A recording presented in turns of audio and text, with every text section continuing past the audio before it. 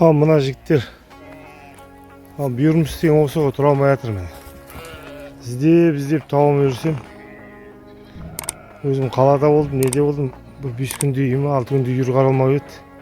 3 күн сайын қараймын үйірді. Соңки бүгін тәңірді саңасам, бір үйі жоқ. Соны іздеп ана шешен қарттың үйірлерін қарадым.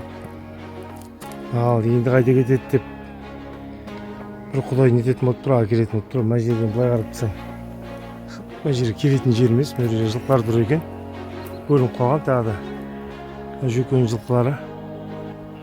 Бұрыс келдім де, осы қамыс бір жерге ұялап қалған жоқ па деп бір жағалағам мен жағын. Ар жағын жағалағам судың. Одан өтпеді, мына жерде жатыр екен. Мен бүгін шықпағанда, ертең шықпағанда бұл өлетін бие. Беріп тұр ғой. Мұнда рахмет бір құдайға.